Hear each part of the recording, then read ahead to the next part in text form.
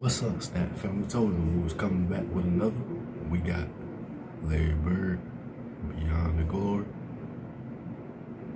Big Legend, Real Legend, Big Goat, Real Goat, Big Bird, we in here.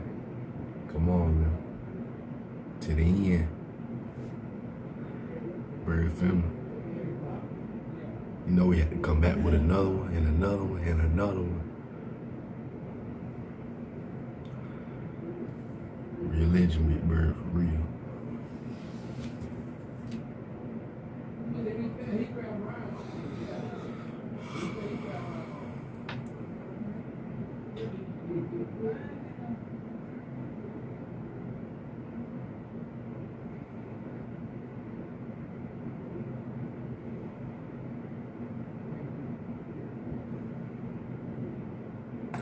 Believe it!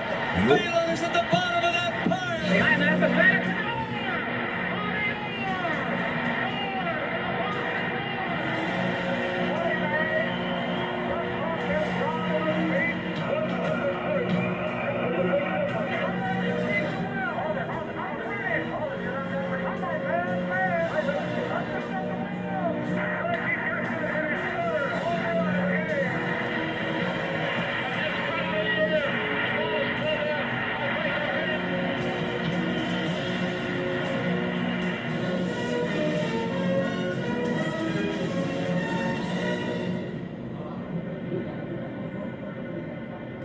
Hello, I'm Chris Fowler for Sports Century. Larry Bird could have been a poster boy for the 1950s NBA. He wasn't fast, he wasn't sleek, and he couldn't soar far above the rim. But when he assembled all the little ordinary, outdated pieces of himself and walked onto a basketball court, he was a player for all ages, styles, and colors. Although some Boston fans may have seen him as a white hope, Bird played above race, drawing admiration from every corner of the game.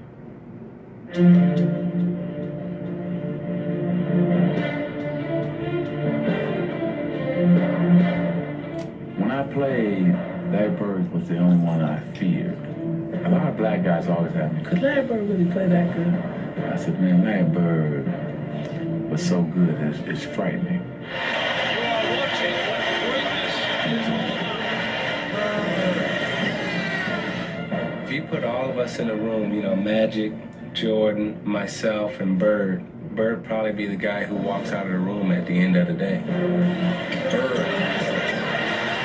We had a three-point contest, the All-Star break, and Larry walks in and says, I hope all you guys in here are thinking about second place because I'm winning this. Excuse me? And he started shooting and he just didn't miss. Larry was the originator of getting in your face and talking trash. And then you sit there and you go, this guy up in my face talking noise. He ain't that fast, he's slow, but he knew how to aggravate you, agitate you enough to get you out of your game. I was guarding in my rookie year.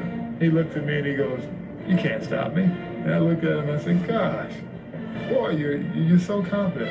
He was confident. You're a rookie. You don't know anything. He proceeded to score like 10 straight points on me. The coach took me out the game. He walks by and he's laughing at me. Larry Bird catches the ball in the corner, and I take off running out of Larry Bird. And right when he's getting ready to shoot, I jump. And as I go by, him, he tells me, he says, fly, Bird. And I go right by him, he shoots the ball, it's nothing but nylon. Larry Bird was a pain in the neck. Anytime we had a chance to win, Larry Bird changed that. Larry Bird. His own shot.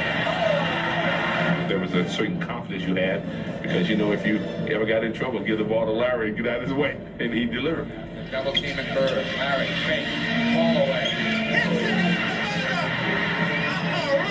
He was a cold-blooded killer. In the last 24 seconds, he would demand the basketball in the huddle.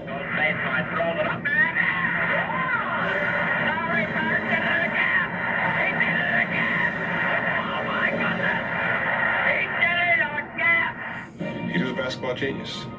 He'd be a step ahead, a thought ahead, play the game like a chess game. I'd much rather guard Michael Jordan than Larry Bird because you have to play the game as a thinker when you're playing him. You have to get inside his mind.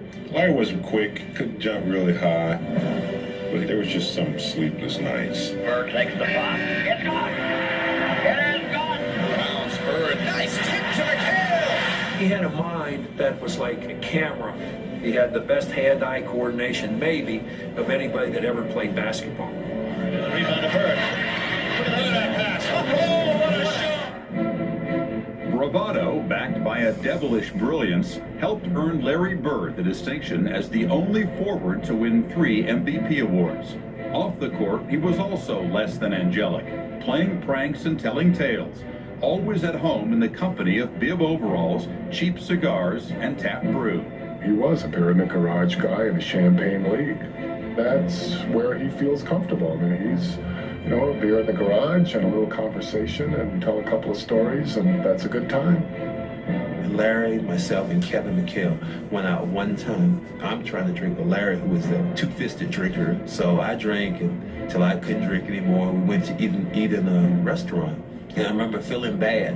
And I put my head in the seat, and I said, oh man, I need some water. So I drank this big swallow of water, and what Larry had done was like put this whole little mini bottle of vodka in the water, and that just sent me over the edge. And it was just so funny to him that I went outside and I started feeding the animals. Practically the first week we had signed it, I get a phone call at home, 2 o'clock in the morning it seemed like, and you better get over to Burke's Tavern because Larry Bird's there and God knows what's going to happen. And I thought, thinking, that's not such a great neighborhood, I'd better get over there. I go over there and he is bellied up to the bar with about 50 people around him. He's wearing a Mack truck cap and overalls. He's just a good old boy. He's having a hell of a time. And everybody around him is relating to him.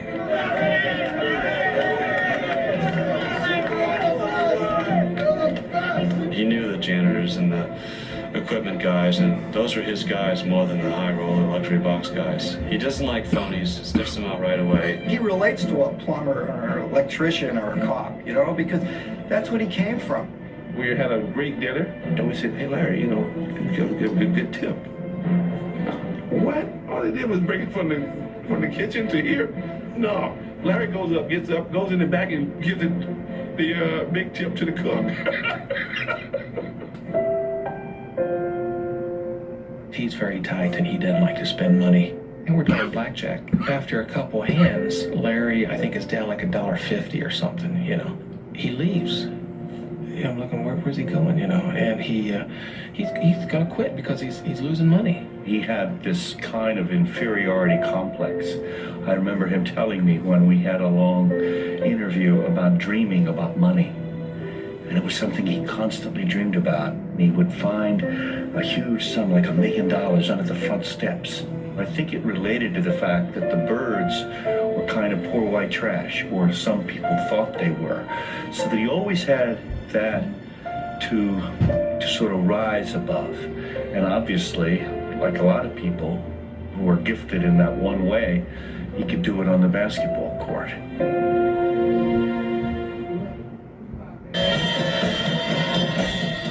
On Friday nights, the high school gym in French Lick, Indiana, reverberates with the sounds of teenagers, adults, and entire families. Basketball provides Larry Bird's hometown with its strongest cultural pulse. It's a way of life. The coffee shops, the restaurants, the barber shops. Everyone talks basketball. It's what forms community in Indiana. It's cultured basketball. It's rural. It's white kids on farms doing nothing all day long but shooting jump shots so that they are great pure shooters. It's a kid alone with a very simple basket again and again. I remember Larry telling me how he had waxed the net because the net would last longer that way. Everybody in my town had the same things. It seemed like nothing. So all we did was play sports. Born in nearby West Baden in 1956, Bird was raised in French Lick, one of the poorest towns in Indiana. And the Birds were among its poorest families. Larry's father, Joe, bounced from one blue-collar position to another. His mother, Georgia, worked 2 jobs. He grew up in one of the most simplistic ways imaginable. His family didn't have a phone till he was a teenager. They didn't have a TV for a long time either. The Byrds routinely moved to different rented house to different rented house, none of which were ever big enough to accommodate everybody, so that the Byrd brothers would routinely move in with the grandmother for a school year to alleviate the space crunch in the house. Really, the essence of Larry to me is his mother, who would get up at 3:30 in the morning and go work at a diner in the morning, and then come back as the kids were getting ready for school, get them off to school, and then trudge off to her next job because they didn't have a car. Larry talks about his father with a bad ankle coming home from work, taking off his work boots, and the ankle swells up to, 6 times its size. But in the next morning, he's jamming that boot back on and he's going back to work. He loved his father. His father was a flawed man. His father was an alcoholic. His father was a laborer who had skills that he could only bring to bear when he was sober enough to work. The weekends weren't fun a lot of times because, you're young and your father comes in. My mom always had to get up 3 or 4 in the morning, or we had to get up, to make sure, he didn't hurt himself. Among Joe Byrd's interior demons were unshakable images from a combat tour in Korea. Joey was through hell in the war, and he saw a lot of buddies killed, and he was in foxholes and stuff. Things like that can drain on a guy's mind. And Georgie even said that he'd wake up at night screaming and hollering, "Get down, get down." As Joe's alcoholism advanced, the women in the Byrd family assumed greater responsibilities. Grandmother Lizzie often watched over the 5 sons and 1 daughter. Long before Joe and Georgia divorced in 1972, Larry had withdrawn into isolation and silence. He was very quiet and shy. He led by example rather than by words. I saw Larry take an F in an English class because he wouldn't speak in front of his own peers. He felt awkward. He felt poor. He felt scorned. He wasn't handsome. There was the broken home, a feeling of not having the essential elements of solidity in your family that allows you to feel as good as anyone else. He raised himself up and found the one true thing, basketball, that could let him out of what was this tiny island of his own little white ghetto. I was playing one time, and there were some grown-ups standing around, and I was playing really well, and they were really excited about it. And once I seen the impact I was making, just with a few people standing there, I started playing more and more and started to develop my skills and really take my game to another level. After sitting out most of his sophomore season with an ankle injury, the 6'2" Byrd began a significant spurt of growth, almost 5 inches over 2 years. By his senior year, college recruiters were visiting Southern Indiana to see the young gun who was averaging 31 points and 21 rebounds. The hype, the excitement of the local towns going to those games, it was amazing. We're like, what can he do yet tonight? What's he going to do tonight? In 1974, Byrd took his competitive fire to Indiana University. But when he arrived in Bloomington, the deprivations of his home life back in French Lick pulled heavily on his closely held yet highly sensitive emotions. Coming from a town that had around 2,000 and going somewhere where they had over 30,000, right away I sensed that I was in the wrong environment. You just see the 2 closets in this little dormitory room, and the one kid's got this rack of fine, nice clothes, and Larry Bird's got nothing but a couple of pairs of jeans. I don't think he was really ready to go to school. I wasn't as attuned to what his needs were as a kid as I should have been. We passed Coach Knight going to a bookstore at IU, and Larry acknowledged, so I said, "Hi, Coach Knight," and he just kept walking. And it really hurt Larry's feelings. Plus, I didn't have the funds and the clothing and things I thought I needed to get me through. I made my mind up that I couldn't survive there, and it was time to go. Less than a month later, Byrd retreated to French Lick. He enrolled in a nearby junior college, but quit after 2 days and went to work for the street department. In early February of 1975, Joe Byrd delivered on a recurrent threat. He committed suicide at the age of 48. His father cared very much for his family. Certainly there was talk in town that he had trouble taking home that paycheck, and he would often stop at the bar and not quite make it home. And he killed himself, Larry believes, and I think most of the family believes, so the family could have the insurance money. They had a lot of financial problems, and I think Larry's dad at that point thought they were better off without him than with him. He was crushed that he lost his father. They were very close to their father, even though he wasn't always there.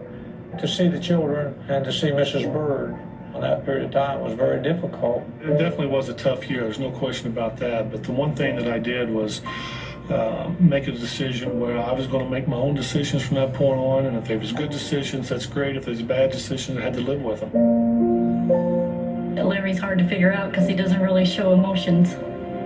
I'm sure he had a lot of pain. He just holds it inside. Just 6 months after his father's death, Bird started a journey toward personal growth and basketball greatness. He enrolled at Indiana State.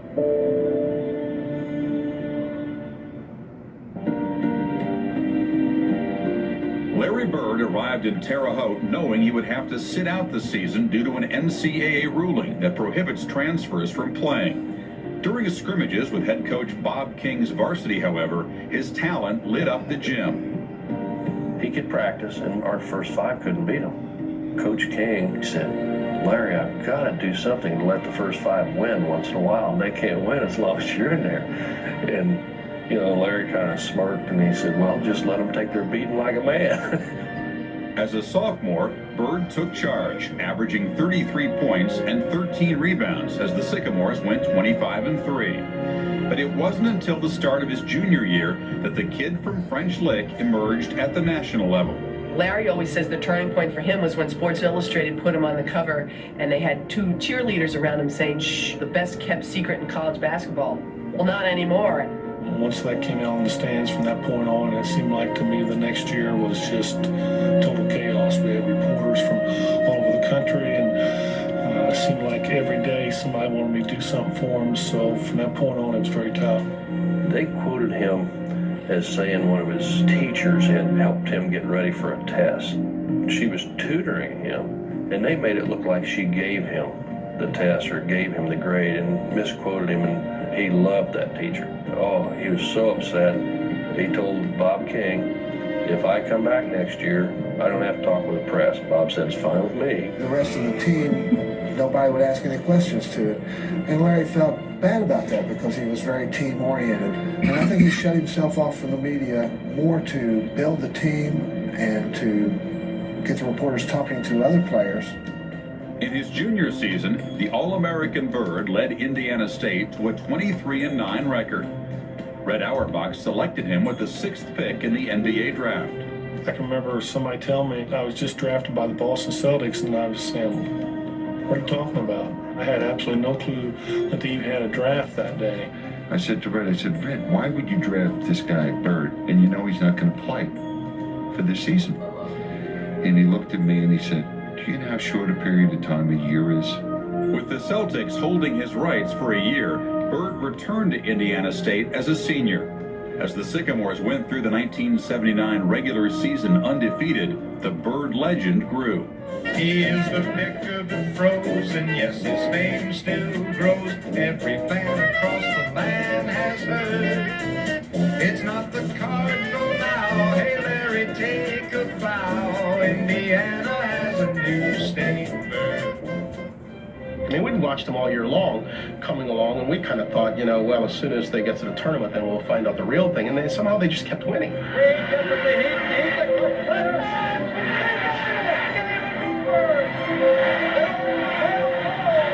In the semifinals of the NCAA tournament, Indiana State defeated DePaul 76-74. Then, in television's highest-rated final, Bird led the #1 ranked 33-0 Sycamores against Michigan State and his future nemesis. Magic couldn't wait to give you the best smile and say, how are you, make you feel good. Larry Bird would rather say, don't even say hi to me. I'd rather not get involved with this. I did not like Larry Bird. He didn't like me. Not because, you know, something happened, but because we were both going after the same thing. Overmatched by the larger, more talented Spartans, Indiana State lost 75-64 as Bird was frustrated by a collapsing defense. Committing 6 turnovers, he shot 7 of 21 and scored 19 points to Magic's 24.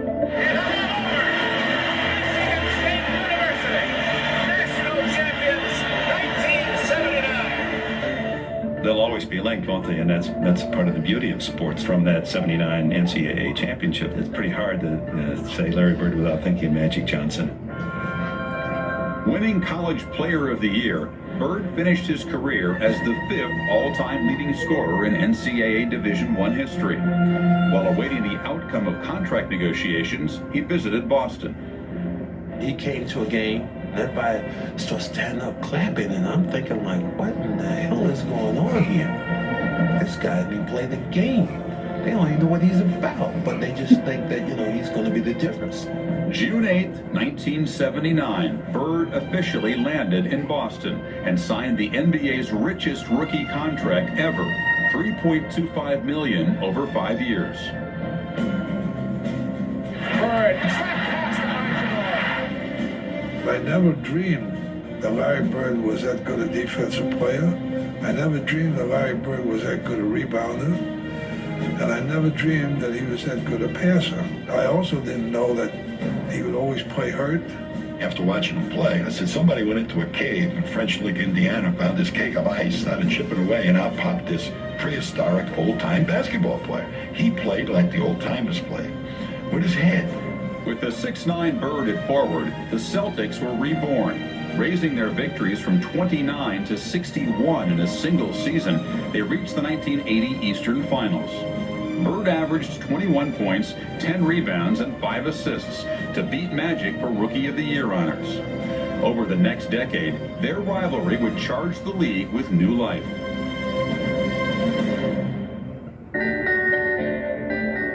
When Larry Bird and Magic Johnson entered the NBA in the fall of 1979, the league was in trouble. The finals were not televised in prime time. Part of the reason was image. There were articles during that time, is the NBA too black? I think there were issues, the Knicks had an all-black team. That didn't sit too well with some people. If you asked me then, I would say the NBA would have folded by now. Because in the 70s, you could have bought any team, man. Any of those teams were less than 500,000. Few teams were making money. No major sponsors. Athletically, it turned around when we drafted Larry Bird. Here he came, quote-unquote, the savior. So happened this guy's white, East Boston, South Boston, people could relate to him. And, you know, Larry Bird is a great white hope. The racial component of that was so powerful. Bird was the first great white ball player in a number of years. Playing for Boston, a town which had a terrible reputation for race relations going back to the busing crisis of the 70s. White people who have seen black people dominate basketball for so long are heartened to see Larry Bird out there able to compete. Larry gave some people who are maybe more narrow-minded about it a reason to watch the NBA again and feel good about themselves. Here he was out there with a quarter of black guys, out there talking trash with him, and the rest of the fellas are sitting there going, hey, the boy, man, what can you say? And I think what America saw in this guy was somebody who really didn't see race. When I was in the 7th, 8th grade, we always had this basketball court there that a lot of the guys that worked at the hotel would be over there, and they always let me play in their games. They were all black players. Every time I got off that bus, it seemed like they were waiting on me to get there. So when I started playing basketball, whether it be college or pros, I always felt like I fit in. Two people so matched came along at the same time. And of course there was the black-white thing. And of course that's what fascinated everybody. And not just the black-white thing, but the white country boy, black city boy. Both of those men brought an unselfishness and a winning attitude and a quality to the league that began to become contagious. We started getting tons and tons of coverage. We went from playing late night on TV to playing prime time. These two guys generate huge television revenues and start the process of resuscitating the NBA from a league that was hemorrhaging money in many cities to a league that could start to garner big contracts from the television networks. If the highly charged court dynamics of Bird and Magic ignited the NBA's resurgence in the early 80s, it was the competitive tradition between their teams that provided the context. The Lakers and the Celtics really didn't like each other. One was seen as a low-post, grinded-out, quote-unquote, white team, and the other was seen as a Showtime, run-it-up, quote-unquote, black team. And it kept fans attracted to it. It was like Athens and Sparta. You had the absolute glitz capital of the world, and then an intellectual capital, a blue-collar town. It is the old world. And when the two of them clashed, it really felt like I missed out on World War II, so here's the closest thing I'm going to see. Bird's Celtics and Magic's Lakers met in the finals 3 times. In their first clash in 1984, Boston trailed 2-1 after dropping Game 3 by 33 points. Bird was furious in defeat. Well, we just play like a bunch of women. We got some great players on this team, but we don't have the players with the heart sometimes that we need. Until we get our hearts where they belong, we're in trouble. He knew we were going to respond. Now, guys, let's relax, go out and take care of business. And we did. Behind a re-energized Boston team, Bird averaged 28 points and 16 rebounds over the rest of the series as Boston won the title in 7 games. Magic and the Lakers rebounded to beat Bird's Celtics in 1985 and 87 finals.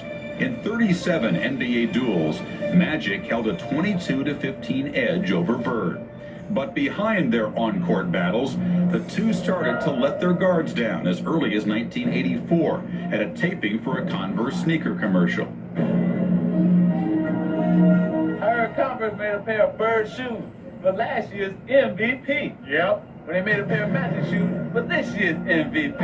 Okay, Magic, show me what you got. A lot of people see Magic and they see this big Showtime and all this stuff, but I didn't see any of that day.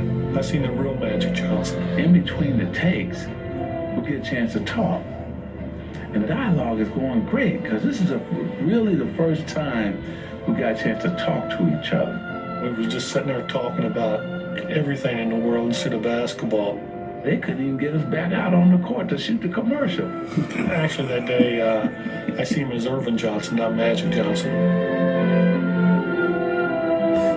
We're in Los Angeles, and I got a pulled hamstring. So I'm not playing tonight. He walks down to me.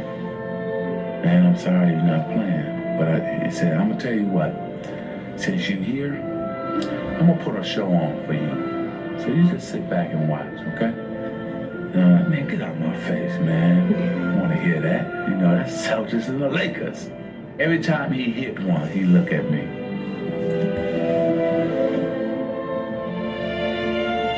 Because of the HIV virus that I have attained, I will have to retire from the Lakers.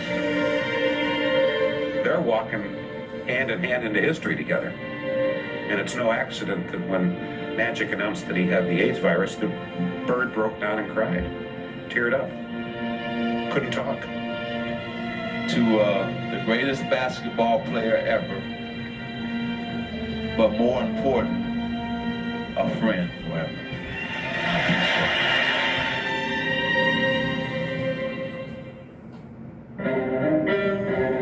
It's been a great honor to be out here. There's only one place I'd rather be, French Lick. Early in his NBA career, Larry Bird's sense of disconnection from his life in French Lick often was expressed in a guarded response to the press. I was in an elevator with him in Phoenix, and I turned to him and said, "Congratulations on such a good rookie season, Mr. Bird." And he turned away from me. I mean, I scared him. He couldn't deal with someone like me, an outsider who was better dressed, who seemed to represent a world that was threatening to him. But in time, Bird learned to control the presence of reporters. The media begs off with Larry because they're very afraid of him. They're afraid to somehow or another infuriate him. They're afraid to ask the tough questions. He somehow or another has that way of intimidating the media as he intimidated players.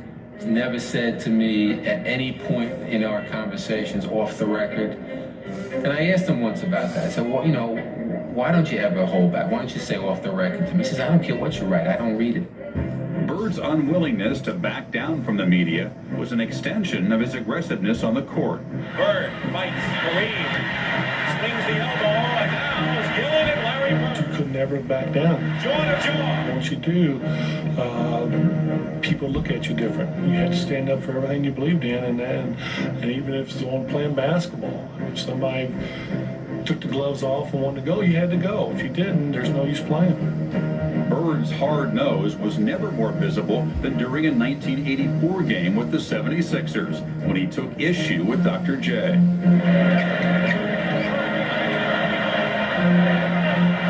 Larry was complaining to the refs, and I was complaining to the refs, and the next time down the court, he got in my face. I was up 38-6. That's how I summarize it. I don't want to get into the details, but I wasn't happy with the way things were going on. Only if you knew that Larry Bird was a world-class taunter and provocateur would you understand what happened next. I felt like he was going to hit me, you know? So my hands went up and his went up, and next thing I know, we had each other's necks.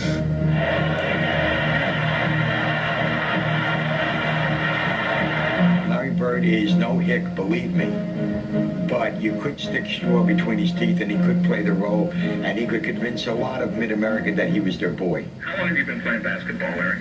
I started 2 years ago in the United States, so I've probably been playing. When I'm 22, I probably played 24 years. 24 years. Okay. He's street smart. On the front cover of Sporting News, he wore Adidas, and on another magazine, he wore Converse, another one, he wore Nike. So he had them all thinking that, hey, we might be able to sign this guy to a shoe contract. Beyond an acute awareness of his own commercial potential, Bird waged psychological warfare at the drop of a ball. The 84 Olympic team was playing an exhibition game against a bunch of pros, including Larry Bird, and they were in the warm-ups. And a ball bounced down from the college end of the court to the pro end. And Michael Jordan went down to chase it. The ball happened to be picked up by Larry Bird. And Michael went up a few feet away from Larry Bird and held out his hands. And Bird took the ball and fired it back down the court over Jordan's head, as if to say, you're not only not getting this ball, I don't give a damn who you are. Larry Bird knows exactly who this guy is and what's going to happen in the next few years. And he wants to get every edge he can get right now. I remember going to Boston Garden for the first time. I couldn't wait to see it, to walk on that floor. And I got there 3.5 hours before game time. And the lights weren't even on the court. But I heard a ball bouncing as I was walking through the court. And look who's here 3.5 hours before the game begins, an hour before anyone else would even be in the building other than the popcorn vendor, but Larry Bird. Larry Bird has always been afraid of failing. And what did that make him do? It made him work harder than anybody else. You know, they talk about Larry Bird practicing in the rain. Larry Bird practicing out by himself all the time, before games, after games. And I think that's the ethic that he brought from that small town environment and the ethic that he has today.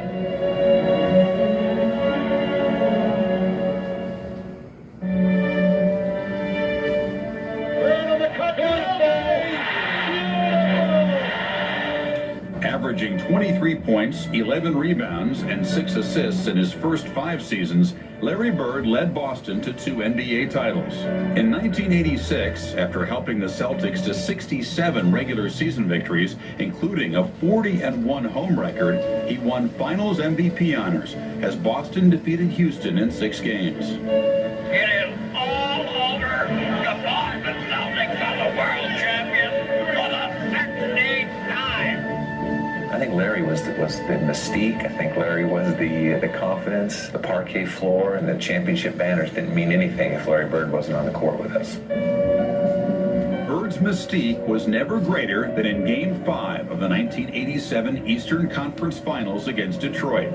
With the series tied at 2 games apiece and the Pistons holding a 1-point lead and the ball with 5 seconds to go, Bird came to the rescue.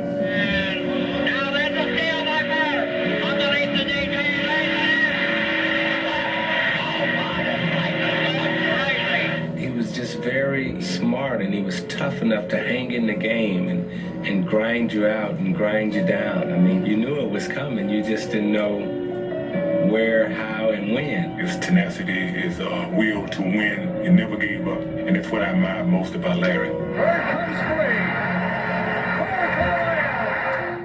Bird's 24th quarter points in a showdown with Atlanta's Dominique Wilkins in Game 7 of the 1988 Eastern Conference semifinals was not a sign of things to come. The Celtics lost in the next round, and Bird would not lead them that far again. Plagued by a bad back and other injuries, Bird missed 142 games in his final 4 seasons. Bird is down, and he's hurt. The lengths that this man went through. He dives on the floor for a loose ball, bangs his head, has a concussion. He's sitting in the locker room with the team physician, Arnie Scheller. And Arnie said, you know, Larry, you've done all you could. It's been a great run. You know, you're not going back out there. And Larry said, no, you're right, Arnie. I'm done. And then he looked at Arnie and waited till Arnie's attention was gone for a moment. And he got up, he went back out, and of course, they won the game. Out of the pages of Willis Reed. I think the last 2 years of Larry's career, after he came back from missing almost an entire season due to twin Achilles surgery, were even worse for him because of his back. And it was a congenital thing. It got worse and worse, to the point where after he retired, he had to have spinal fusion surgery. This was a guy who played, went home from practice, was put in a full body brace for the rest of the day, would get up the next morning, take it off, go to practice, come back and put that brace back on. That's what he had to do to finish that final season. When his career was over, he took that body brace out into the woods, he pulled out a shotgun and he blew it to pieces. In the summer of 1992, Bird nursed his sore back through the Barcelona Games, winning a gold medal as part of the first ever professional U.S. Olympic team. Then, in August, he knew it was time to step down. He had a clause in his contract that said that if he did not retire by August 15th, that he would have an automatic renewal of his contract for $4.5 million a year. On August 12th, he came into Dave Gavitt, the president of the Celtics, and said, Dave, I can't do it, my back's too bad, I'm going to retire. Gavitt said to him, Larry, why don't you think about it for a week?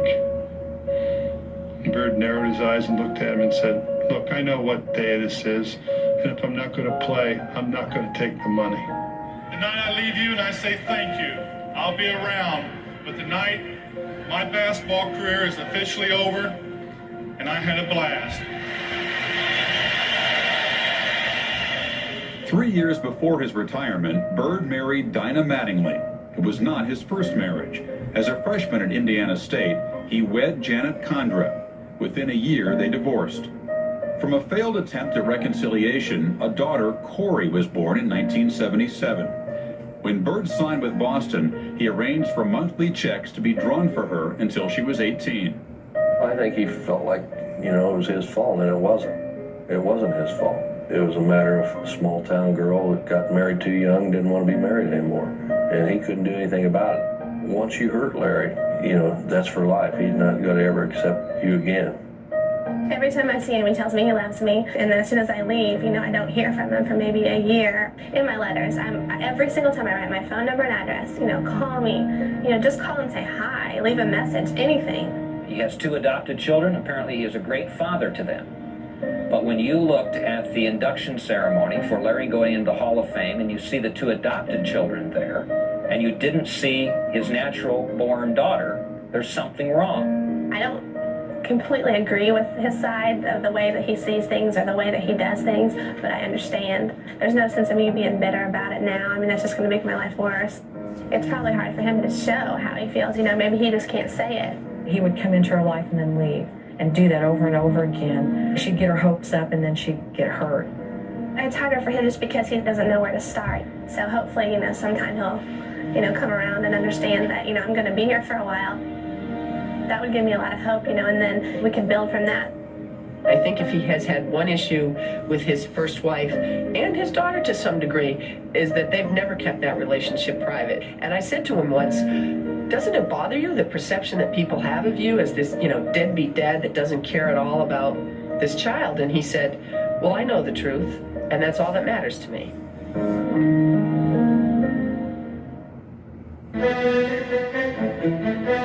The prodigal son is coming home. Larry Joe Bird, perhaps the greatest player in the history of basketball tradition-rich Indiana, will become the head coach of the Indiana Pacers. Hired in 1997, Larry Bird earned Coach of the Year in his first season. He brought his team to the verge of defeating the defending champion Bulls in the Eastern Conference Finals.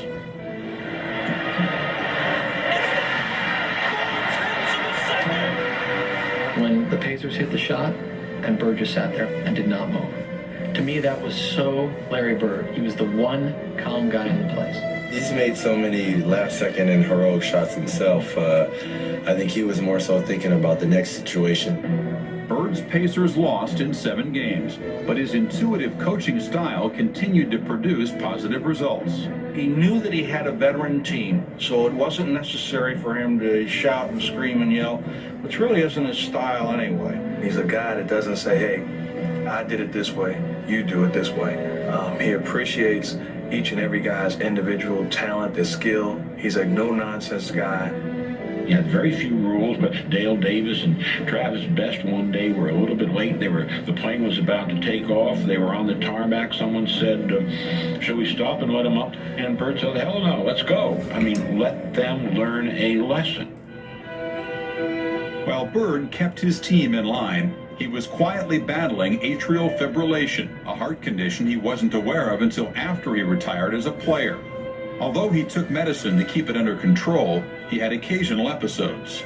He's coaching a game. It's on national TV, and he's standing there, and, he's in the throes of the game, and he felt as though his heart was jumping right out of his chest. He starts to sweat profusely, and he said, I thought I was going to pass out in the middle of this game. He called a timeout and sank literally into the chair that they always put on the court for him and composed himself. The amazing part to me is his assistants, his players, nobody noticed. Nobody knew anything was wrong. After reaching the Eastern Conference Finals in his first 2 seasons, Bird guided Indiana to the NBA Finals against his old rivals in 2000. And now they come to their feet at the fieldhouse. Earlier they were chanting, Larry, Larry, refusing to bow out. Instead, they blow the Lakers out. But the Pacers lost in 6 games. 3 days later, Bird stepped down as head coach and returned home to Naples, Florida, with his wife and 2 adopted children. He still visits the state where it all began for him. The dollars didn't change him. He loves to take care of his own yards. He comes down here and mows in the summertime with his help and paints that big white fence all around. He works. And Larry will always be the same. He'll always be the same. I think sometimes of people who have no family, and I think it's the saddest thing in the world, because I know right now if I needed something that I could call them. They would be there. All of us are driven by things that when we were young made us insecure, that we want to put back in the closet. The game sets you apart and lifts you up and gives you your place in the community, gives you a legitimacy, a decency, an importance that otherwise was denied you. I asked him one time, so what would it have been like if you had stayed on the sanitation truck? He said, Pete, hopefully I would have been bossed by now.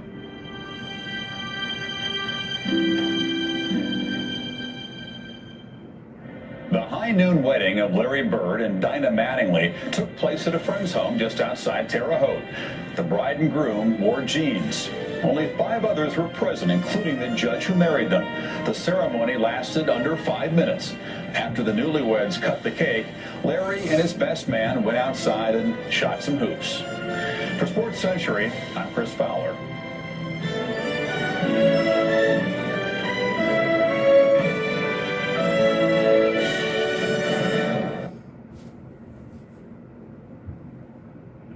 Terre Haute.